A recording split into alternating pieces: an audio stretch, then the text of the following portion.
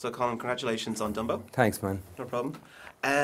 So, do you remember your first experience with Disney? The first Disney film you saw? I think The Jungle Book. Oh, wow, really? Yeah, I think The Jungle Book. I never saw Dumbo as a kid. I saw Jungle Book, Aristocats, Lady and the Tramp, 101 Dalmatians, all those classics. I could see Lady and the Tramp again. It's been a few years, but I never saw Dumbo. Jungle Book was a big one for me. Lovely.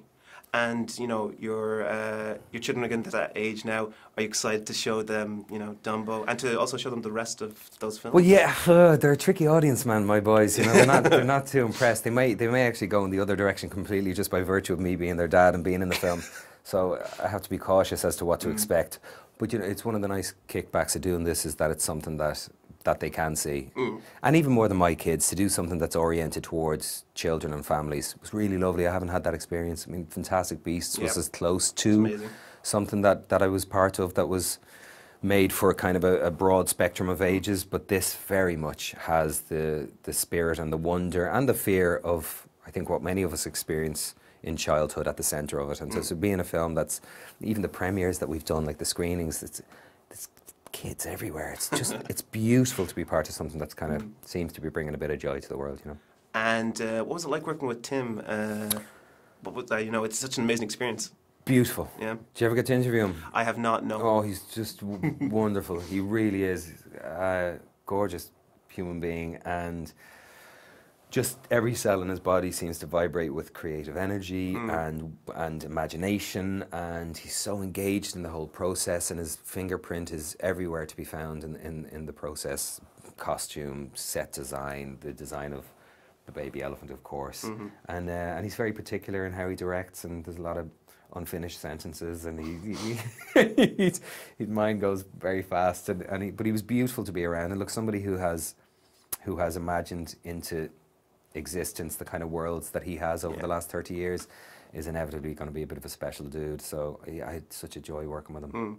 And you know, the sets were, the world that he built in this film was quite wild. Yeah. What were the sets like, and how much was CGI, how much extraordinary. Was it looked all melded? They did a bang up job. The only things that didn't exist were anything kind of in the distance, like the two big Ferris wheels and the roller coaster.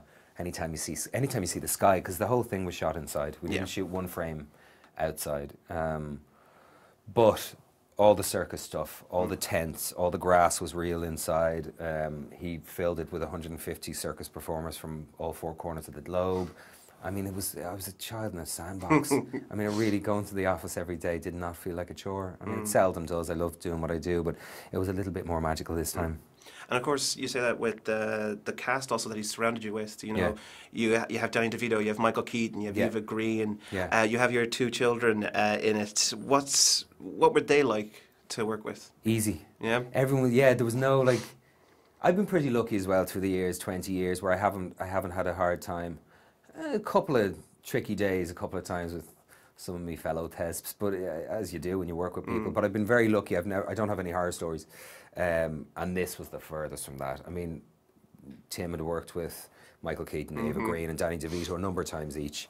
And so I felt like there was a family that was already established, albeit a delightfully dysfunctional family, and that I was just kind of stepping in line with them, you know, so it was lovely. Yeah, it was lovely. And do you hope now, because of Tim Burton's I would do style, anything with him. I would love to. But if it's one and done, I'm okay with that as well, you know. Yeah, I felt very spoiled by this experience, but I would do anything for the man. Yeah, and I understand why people, whether it's Johnny and all the films that he's done with them, or Michael and Danny and Ava have returned to work with him, because he's pure magic, you know. And what was it like filming some of those scenes, especially the one, say, where Eva and Dumbo are working together to prepare for their act? What was it like filming those kind of scenes? Because they do look quite death-defying. Yeah. Well, it was... I mean, it was amazing. There was sometimes where I was watching certain things and I had more wonder...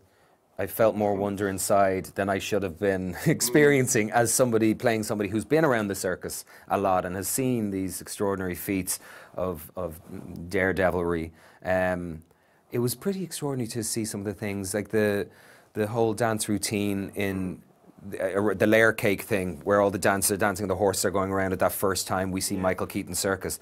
I mean, that was extraordinary to observe, and the trapeze work was extraordinary to observe. So I would get there was quite often days where I would get excited about what I was about to see that day. You know, it really was, as an audience member, not as an actor, you know, and it defied any kind of jadedness that I may have picked up through the years, because I really got caught up in the whole thing, you know. It was very beautiful to see this world come to life. And you talked about it there, the first time we meet Michael Keaton. What was it like, that scene, you know, sitting down, watching just all this kind of madness happen around you with the clowns and I don't even know what to describe some of them. When we come into, and we're sitting in the car and we come into Dreamland and everything. Honestly, in 20 years, the day that I arrived on that set was for me and the kid in me one of the most overwhelming experiences I had. Because I had walked that set on my own that morning or the day before or something. And it's an extraordinary set anyway, with nobody on it and with no movement and minimum lights, just to be on your own in that set and nobody around you. Do you ever have that kind of, I don't know if it's a fantasy or whatever, of being locked in a department store at night? It's just you. So it was a little bit of that, right? And then I went out and did makeup and wardrobe and all that jazz, and they said, okay, they're rehearsing now and then we'll call you in 20 minutes. I said, okay, come on in, they're ready to shoot. And so you go out from the daylight outside in the car park where all the trailers are, and you walk into this big warehouse. You go from the daylight into the dark, and then there's neon lights. And then I came around a corner and there was 600 people, a brass band of 20, about 20 head of horse with people on the horseback, about 12 Ford Model T cars from the early part of the 20th century. And on Action, everything went at the same time. The brass band lit up, the horse riders were trotting down, there was these cars. I welled up when I saw it, because it was really powerful to see that level of imagination and craft, and from everyone involved, all the circus performers. It was just and the wash of colour. It was just magic. It was honestly pure movie magic. And I've been doing this shit a while, and I've seen some lovely things, but it took the biscuit. Well, listen, Colin, thank you so much. Thanks, it's been magic talking to you. Thanks, man. It's been a pleasure. Thanks, very pal. much. All the best.